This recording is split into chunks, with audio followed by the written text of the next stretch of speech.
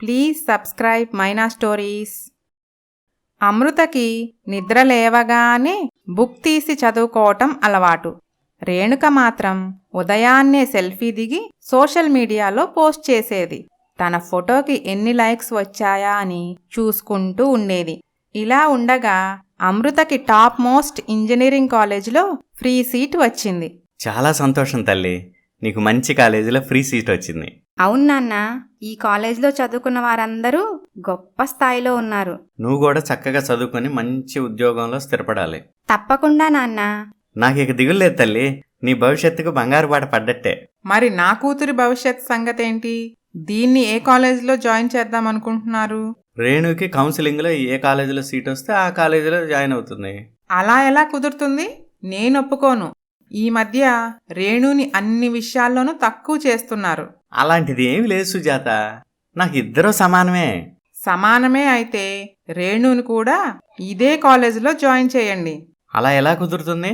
అమృత కంటే free seat వచ్చింది, రేణుకి రాలేదు కదా. ఫ్రీ సీట్ రాకపోతే ఏమైంది? పేమెంట్ సీట్ తీసుకోండి. అమ్మో, పేమెంట్ సీట్ అంటే మాటలు కాదు, ఎంత డబ్బు ఖర్చు అవుతుందో తెలుసా? నాన్న, మీరు మరీ పిసినారి. నా ఫ్రెండ్స్ చాలామంది అదే కాలేజీలో పేమెంట్ సీట్ తీసుకున్నారు. నాకు కూడా ఒకటి కొనండి నాన్న. ఏంటి కొనేది? అదేమన్నా చాక్లెటా? నా వల్ల కాదు తల్లి. ఏంటండి అలా అంటారు? నా చిట్టి తల్లి నోరు తెరిచి ఒకే ఒక్క కోరిక కోరితే కాదంటారేంటి? మీరేం చేస్తారో నాకు తెలీదు. అమృతతో పాటు రేణు కూడా ఇదే కాలేజీలో జాయిన్ అవ్వాలి. లేదంటే చెప్పండి, నేను నా కూతురు ఏ నుయ్యో గొయ్యో చూసుకుంటాం అని బెదిరించేసరికి పవన్ చేసేదేమీ లేక తన తల తాకెట్టు పెట్టి మరీ రేణుకను కూడా అదే కాలేజ్లో జాయిన్ చేశాడు. అమ్మా, ఏంటే?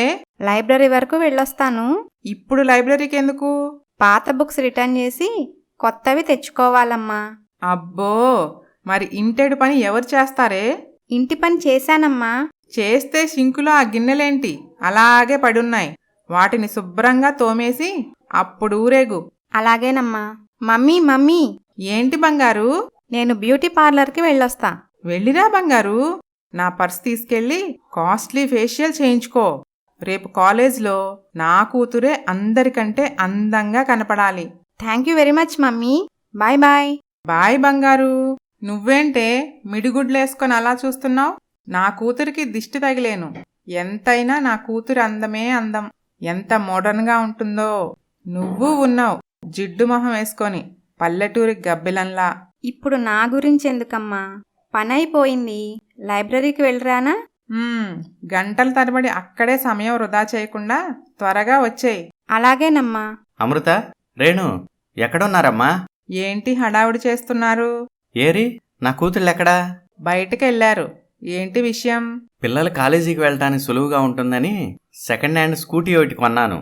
అబ్బో, డొక్కు స్కూటీయే కదా, ఏదో పెద్ద విమానం కొన్నట్టు అంత హడావుడి చెయ్యాలా? అమృత, రేణుక వచ్చారా తల్లి? మమ్మీ, ఇంటి బయట ఒక స్కూటీ ఉంది. ఎవరొచ్చారేంటి? ఎవ్వరూ రాలేదమ్మా. మీ నాన్న కొన్నాడట. మీరిద్దరూ కలిసి కాలేజ్కి వెళ్ళటానికి. ఏంటి, ఆ డొక్కు స్కూటీ మీద కాలేజ్కి వెళ్ళాలా? చిచ్చి, అది కూడా దీంతో కలిసి.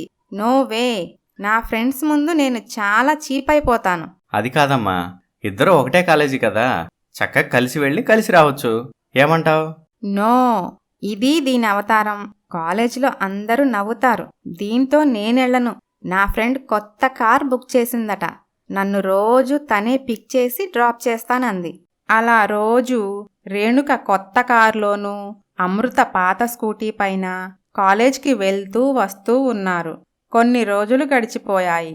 ఓ రోజు కాలేజ్ ప్రిన్సిపల్ ఇంటర్నేషనల్ సైన్స్ కాంపిటీషన్లో మన కాలేజ్ అవార్డు గెలుచుకుంది. దేశ విదేశాల్లో మన కాలేజ్ పేరు ప్రతిష్టలు పెరగటానికి కారణం మన స్టూడెంట్ అమృత. ఆమె చేసిన సైన్స్ ప్రాజెక్ట్కి ఫస్ట్ ప్రైజ్ వచ్చింది. అందువల్ల brilliant student of the year అవార్డుతో అమృతని అభినందించాలని నిర్ణయించుకున్నాము. అమృతని స్టేజ్ పైకి వచ్చి అవార్డు తీసుకోవాల్సిందిగా కోరుచున్నాము. Keep it up Amrita, you have done a great job. Definitely ma'am, thank you very much. అలా అమృత పేరు కాలేజ్ మొత్తం మారుమోగిపోయింది. ఇది కాలేజ్లో పాపులర్ అవటానికి అస్సలు వీల్లేదు. ఎప్పుడూ ఏడుస్తూ ఉండే దీని మొహంలో ఈ సంతోషం, ఆనందం నాకు నచ్చలేదు. దీని ఇమేజ్ ఎలాగైనా సరే డ్యామేజ్ చేయాలి అని నిర్ణయించుకుంది రేణుక. ఈ రోజు నుండి సెమిస్టర్ ఎగ్జామ్స్. ఎలాగైనా సరే అమృత ఎగ్జామ్స్కి రాకుండా చేయాలి అని అనుకున్న రేణుక అమృత స్కూటీకి పంచర్ చేసి ఏమీ తెలియని దానిలా కాలేజ్కి వెళ్ళిపోయింది. ఆ విషయం గమనించని అమృత తన స్కూటీపై కాలేజ్కి బయలుదేరింది. కొంత దూరం వెళ్ళేసరికి స్కూటీ ఆగిపోయింది. ఎగ్జామ్ టైం అయిపోతుంది. ఏం చెయ్యాలో అర్థం కాక నడి రోడ్డుపై బిక్కమొహంతో అటూ ఇటూ చూస్తూ ఉంది. అదే సమయంలో ఓ కారు అమృత ముందు ఆగింది. అమృత, ఏంటి స్కూటీ ట్రబుల్ ఇచ్చినట్టుంది? నేను కూడా కాలేజీకి వెళ్తున్నా, డ్రాప్ చేస్తారా? మీరు? ఐఆమ్ అఖిల్, మీ సీనియర్ని. అవునా, సారీ అండి, నాకు తెలీదు. పర్వాలేదులే, ఇక వెళ్దామా? మరి నా స్కూటీ? దాని సంగతి నా డ్రైవర్ చూసుకుంటాడు. మనకి ఎగ్జామ్ టైం అవుతుంది కదా, త్వరగా వెళ్దాం. అలాగేనండి అని అమృత అఖిల్ కారులో కాలేజ్కి బయలుదేరింది. రేణు, ఏంటే ఎగ్జామ్కి వెళ్లకుండా కాలేజ్ బయటే నిలబడి ఉన్నావు? ఎవరి కోసం ఎదురు చూస్తున్నావు? ఇంకెవరి కోసం? నా డ్రీమ్ బాయ్ అఖిల్ కోసం. ఇంకా కాలేజ్కి రాలేదు.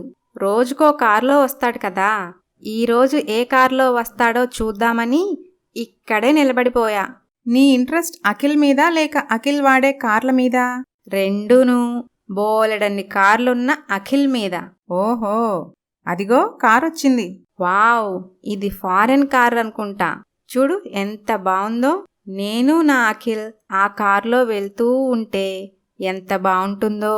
గాల్లో తేలిపోతున్నట్లు ఉంటుందేమో కదా. అమృతే, మంచి మూడ్లో ఉన్నప్పుడు ఆ దరిద్రం పేరెందుకే.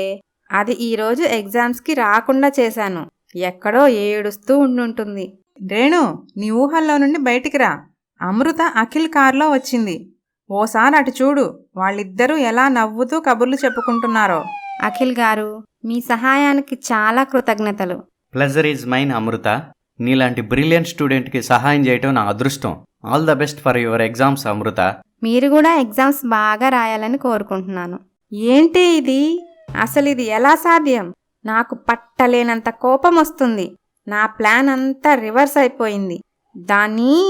దాన్ని ఏదో ఒకటి చెయ్యాలి, లేదంటే నా కోపం చల్లారదు. Cool Renu, cool. ఇప్పుడు మనం ఏం చేయలేం. అందరూ ఎగ్జామ్స్కి వెళ్ళిపోయారు. ఈసారి బాగా ప్లాన్ చేసి కాలేజ్ మొత్తం అమృతను అసహ్యించుకునేలా చెయ్యాలి. రేణుక ఏం చెయ్యబోతుంది? అమృత, రేణుక, అఖిల్ వీరి మధ్య కథ ఎలాంటి మలుపులు తిరుగుతుందో తరువాతి భాగంలో చూద్దాం.